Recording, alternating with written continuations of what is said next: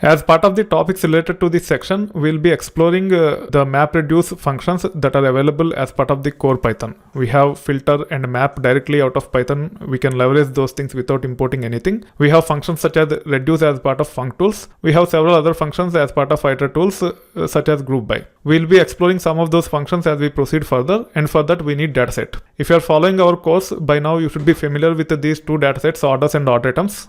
In our environment, orders is in this location and odd items is in this location.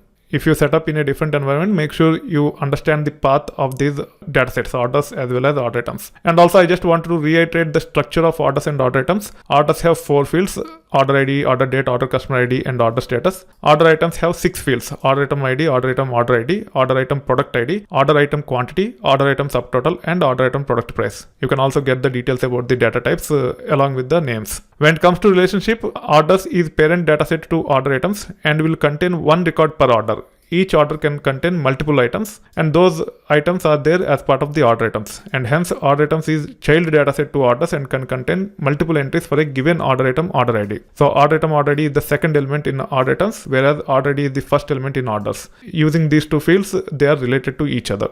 Now, as part of this Jupyter notebook, we'll be reading the contents from these files into collections so that they can be leveraged for further processing, and we'll be using this Jupyter notebook in other notebooks to create these collections for us, and we will be using the objects such as orders and order items for further processing as we get into the other topics.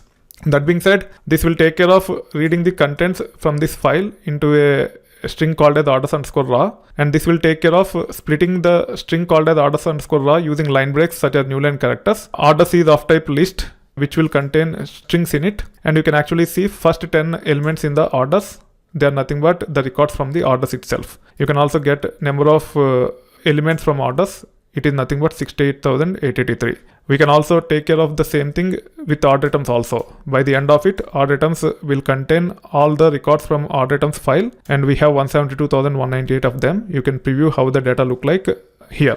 As our Jupyter notebook is ready, we can leverage this Jupyter notebook as part of other notebooks. We can run this using %run magic, and then we should be able to access orders as well as order items for further processing. Let's get into the other topics and understand the libraries and functions that are available to process the data in collections without writing too much of code.